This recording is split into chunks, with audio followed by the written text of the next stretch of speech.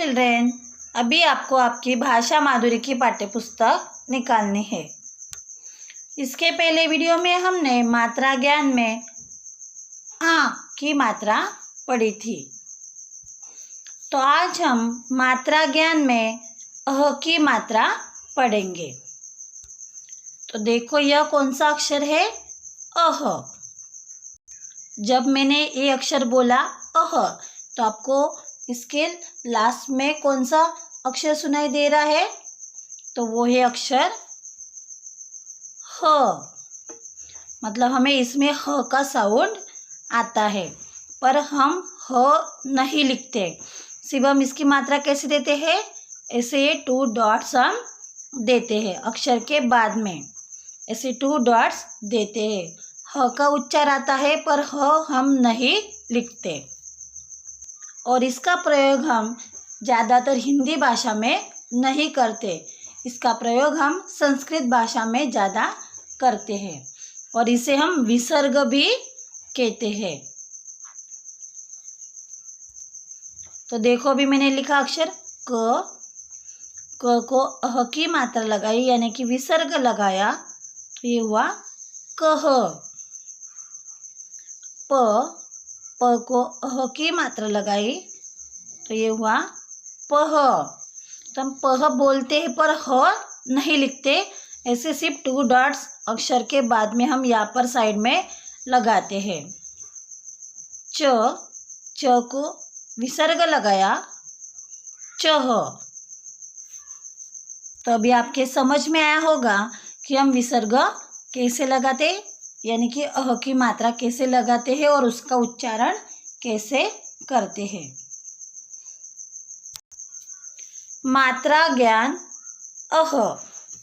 देखो यहाँ पर दिया है अह की मात्रा, यानी कि 2 डॉट्स। तो अब मैं पढ़ती हूँ कह, छह, तह,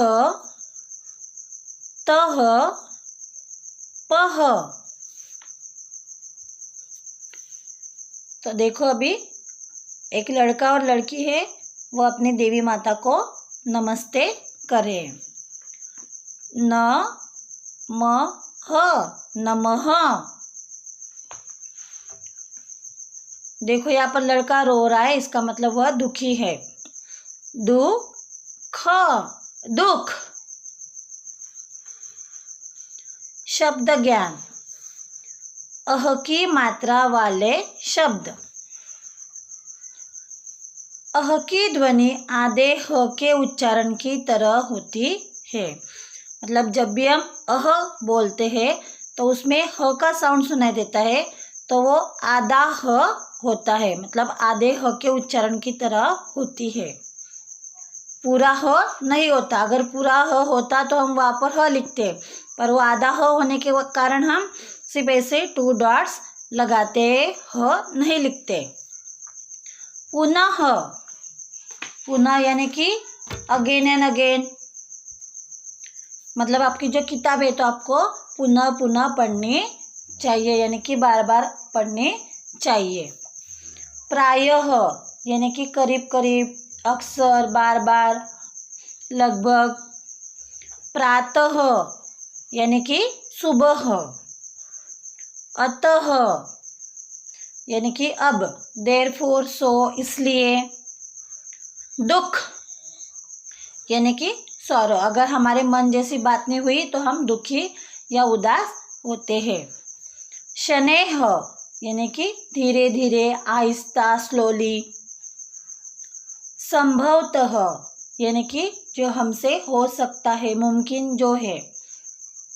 निसंदेह यानी कि हमारे मन में कभी कभी डाउट आता है कि नहीं ये ऐसा हो सकता है, वैसा हो सकता है, कभी शक आता है, खतरा हो सकता है, इसलिए हम निसंदेह कहते हैं।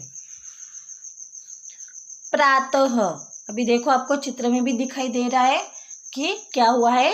प्रातः यानी कि सवेरा हुआ है, सूरज निकला है। प्रातः हुआ, भाग गए तारे, अतः उठो, मुख धो लो प्यारे। पुनः पुनः जब पढ़ो किताब, शनैः शनैः तब होगा याद। तो देखो क्या हुआ है, प्रातः हुआ, भाग गए तारे, यानी कि सुबह हुई है। तो सुबह होने के कारण क्या हुआ, सारे तारे भाग गए। इसका मतलब है कि वह हमें आकाश में नहीं दिख रहे। क्यों नहीं दिख रहे, क्योंकि सूरज की किरणों से हमें वह आकाश में तारे दिखाई नहीं देते, पर वो आकाश में ही होते हैं। अतः उठो मुख धो लो प्यारे। अब आपको उठकर मुख धो लेना चाहिए, क्योंकि अभी सुबह हो गई है। पुनः पुनः जब पढ़ो किताब, मतलब आप जब बार बार बुक पढ़ेंगे, किताब पढ़ेंगे, आपकी पुस्तक पढ़ेंगे। शनैः शनैः तब होगा याद, तभी धीरे धीरे वह आपको याद होगा। अगर आपने बुक पढ़ी ही नहीं तो आपको याद नहीं आएगी। वाक्य ज्ञान। प्रातः 6 बजे उठो। हमें सुबह कितने बजे उठना चाहिए, 6 बजे। पाठ पुनः पुनः पढ़ो, मतलब आपको जो लेसन पढ़ा है, पाठ पढ़ा है, वो आपको बार बार पढ़ना चाहिए। शनैः शनैः याद करो, मतलब उसे धीरे धीरे याद करो कि आपको क्या सिखाया है, क्या। तो अगर आपने याद किया तभी आपको वो समझ याद में रहेगा और समझेगा। दुख मत दो, हमें कभी किसी को दुख नहीं देना चाहिए, सबको खुश रखना चाहिए।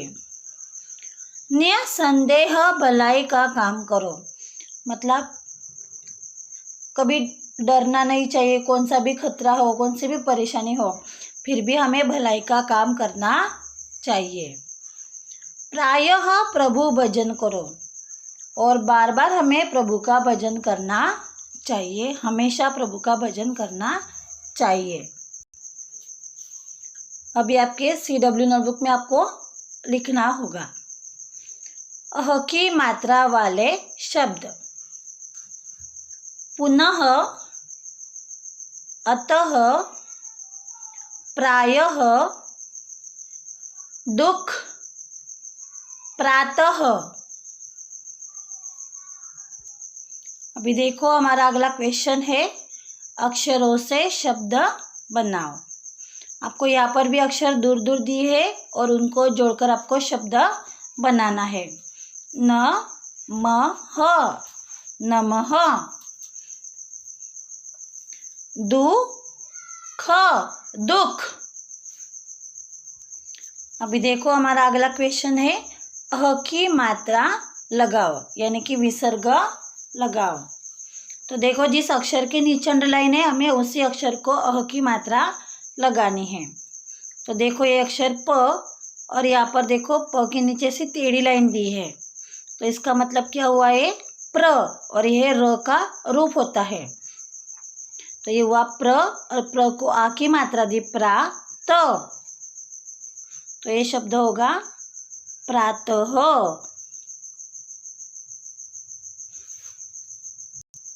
आपको ऐसे त के आगे बाद में आपको ऐसे 2 डॉट्स लगाने हैं, प्रातः।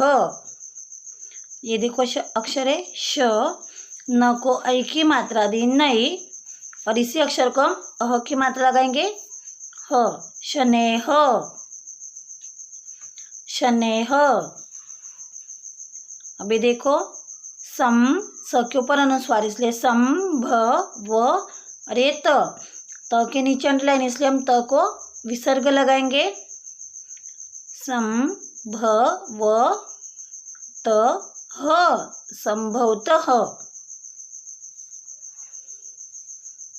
अभी देखो यहाँ पर न को छोटी की मात्रा दी और इसके नीचे अंडरलाइन, इसलिए हम नी को विसर्ग लगाएंगे, निह।